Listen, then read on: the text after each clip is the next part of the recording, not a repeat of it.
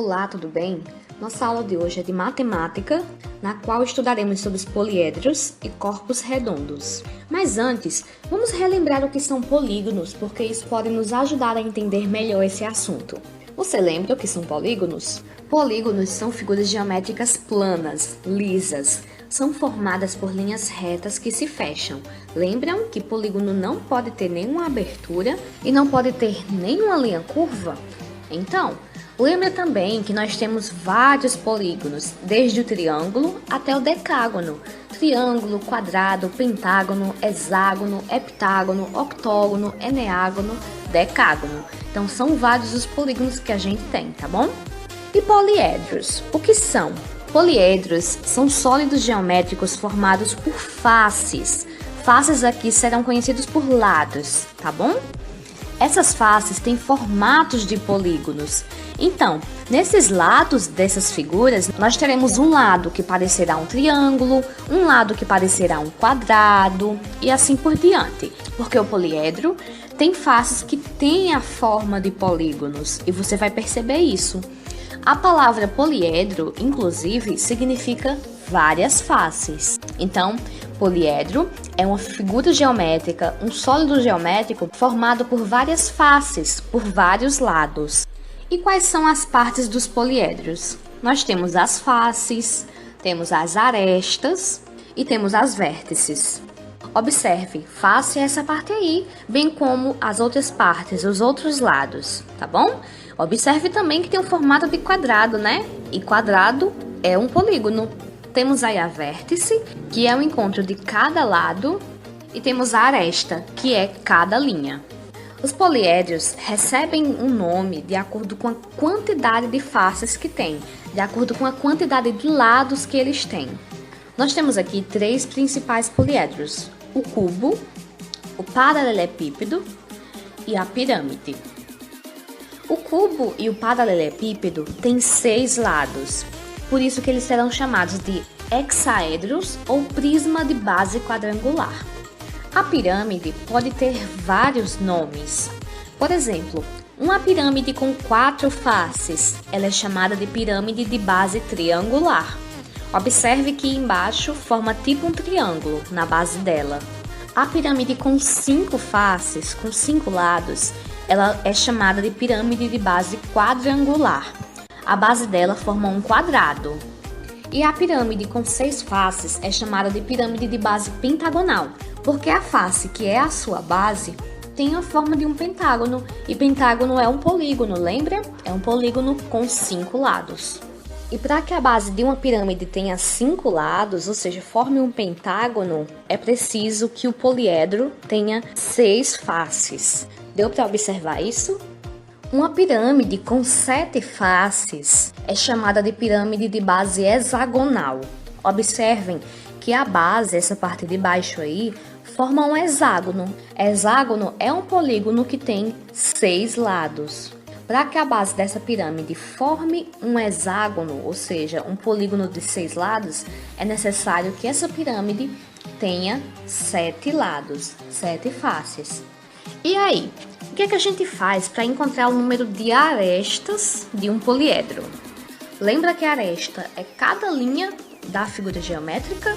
Então, como é que a gente encontra a quantidade de linhas que um poliedro tem, que essa figura geométrica tem?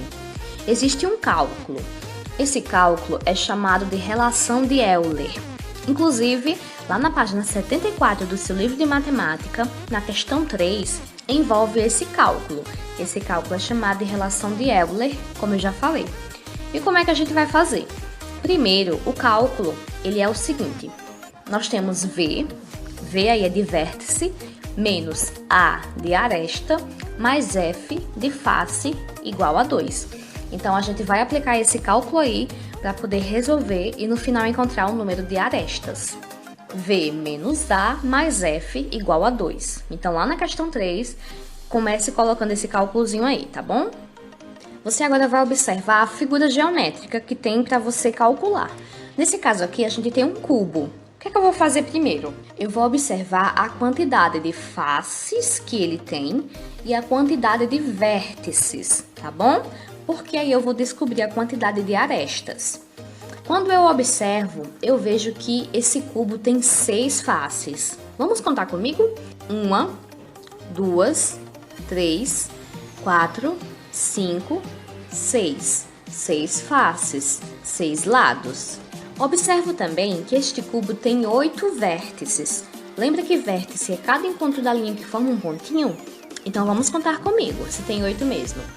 1, 2, 3, 4, 5, 6, 7, 8.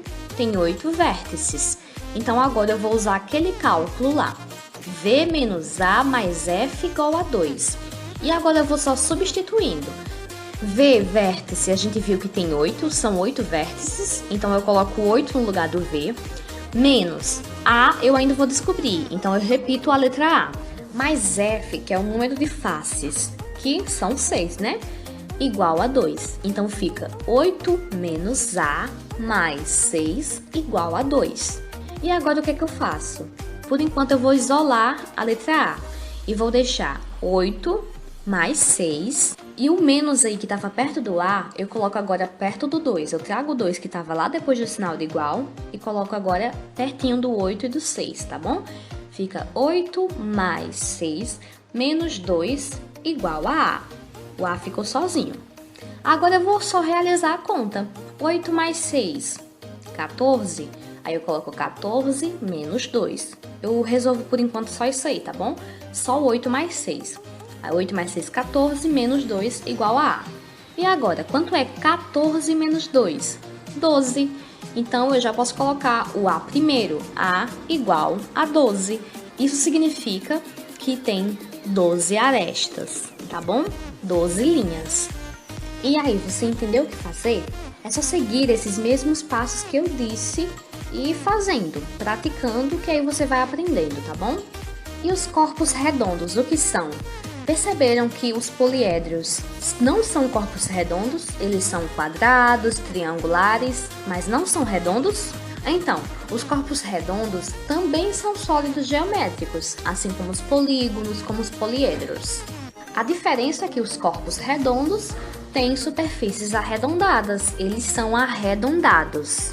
Observe que um cone, por exemplo, ele tem uma superfície arredondada. Por exemplo, nessa parte azul aí, ela é arredondada, não é? Então, isso faz com que essa figura seja um corpo redondo. Temos aí um cilindro, que tem também uma superfície arredondada, e temos a esfera, que é toda arredondada. Então, os 3 principais corpos redondos são esses aí que vocês vão ver por enquanto: cone, cilindro e esfera. Entendeu? Então lembre-se, tudo que tiver qualquer parte redonda não será um poliedro, será um corpo redondo, tá bom? Bom, é isso, ficamos por aqui, espero que vocês tenham compreendido. Até a próxima aula, tchau!